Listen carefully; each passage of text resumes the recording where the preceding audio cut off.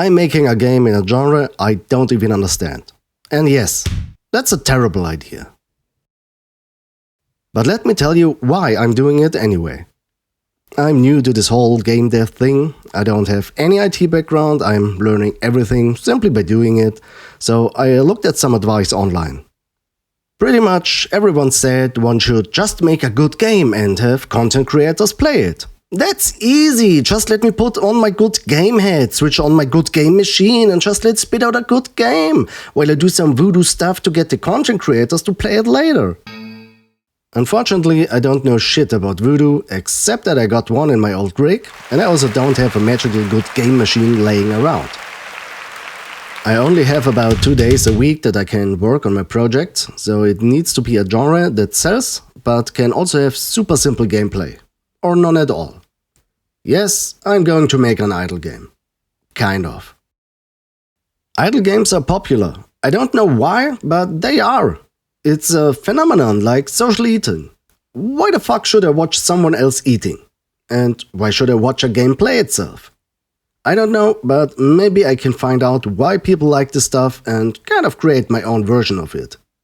A friend of mine suggested that it's either achievement hunters that go for low-hanging fruits or some kind of dopamine wizardry. So these are the general conditions. Create a simple idle game with a shitload of achievements, make it cost $1 to appeal to all the collectors, try to make it in a way that it triggers a dopamine release every once in a while. When I think of forced dopamine, I always have to think of casinos. The lighting, the sounds, the machines, the colors, everything is designed to keep people playing and lose all the shit.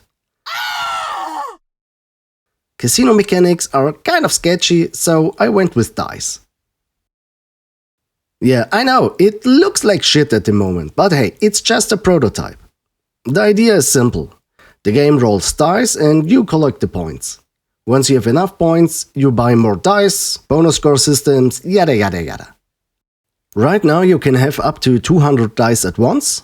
I first went with 1000, but that was just a hot mess. The prototype is called NGUS at the moment, which stands for Numbers Go Up Simulator. Yeah, I know, very creative. The guy who named the VLT is my spirit animal. To make it more interesting than just watch your numbers go up, I added a kind of lottery system. If you roll enough of the required numbers, you get a reward, and some random dice changes its colors and you get some bonus percentage on your throw. Right now it has some rainbow, unicorn, barf aesthetic, but I'll get that sorted out. If you already upgraded all dice, you shall still get a reward, something like a time speed up. I know, you shouldn't interfere with an idle game, but I just can't accept that there's absolutely no player input needed. The game may play itself on its own, but you can at least speed things up by pressing the throw and retrieve buttons. I am going to replace these ugly ass buttons with proper 3D models. The main challenge I see is getting the sound and visuals right. I need to make the player actually want to buy more dice. Audio and visual feedback will be key here, and I'm not sure if I can nail that.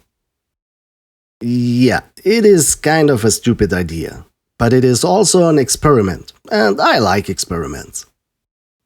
If you want to check out my first game, Sphere Fight, a fun, short and challenging arcade action game, the link is in the description. Why am I still promoting it? Because I'm stubborn, like really stubborn. Anyway, let's see how this experiment goes. See you next time and have a great day.